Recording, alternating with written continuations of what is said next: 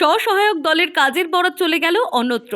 যে কাজ সমষ্টি উন্নয়ন অধিকরণের পক্ষ থেকে এলাকার স্বসহায়ক দলের মহিলাদের পাওয়ার কথা, সেই কাজ বাইরে থেকে লোক এনে করানোর অভিযোগ উঠল খোদ সমষ্টি উন্নয়ন আধিকারিকের বিরুদ্ধে। ঘটনাটি ঘটেছে পশ্চিম মেদিনীপুর জেলার অন্তর্গত কেশপুর সমষ্টি উন্নয়ন অধিকরণ কার্যালয়।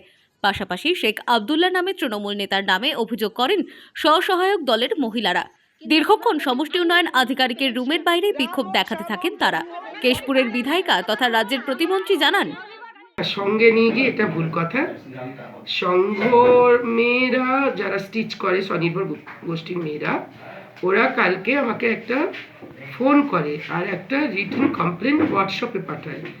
বলে যে দিদি, আমরা স্টিচিংয়ের কাজ করি, কাটিংয়ের কাজ করি, ইউনিফর্ম তৈরি করছি, আরও অনেক কিছুই আমার এসএসজি মেয়েরা করেন। তারা সেই কাজ পায়নি, অন্য কেউ কাটিং করে দিয়েছে। এই অভিযোগটা পাওয়ার পর আমি তৎক্ষণাৎ আমার পিডি ডিস্ট্রিক্টের যিনি আধিকারিক তাকে পাঠাই, বিডিওর সঙ্গে কথা বলি, এবং আজকে আমার কেশপুর আসার কথা ছিল। যেহেতু আমার বিধানসভা কেন্দ্রে আমার ব্লকে এই ঘটনা ঘটেছে, আমি ব্লকে যাই, বিডিওর সঙ্গে কথা বলি। পিডি সাহেবও এসেছিলেন, ডেপুটি পিডিও এসেছিলেন, আমি ছিলাম, জয়েন্ট বিডিও ছিল, এসিও ছিল, কথাবার্তা হলো। তার সঙ্গে মেয়েরা, অনেক মেয়ে ছিল।